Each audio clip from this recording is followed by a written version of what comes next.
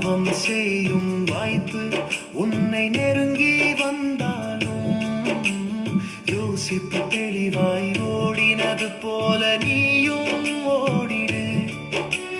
நெருங்கின பாவத்தை உதறி இயேசுவை நோக்கி ஓடிடு.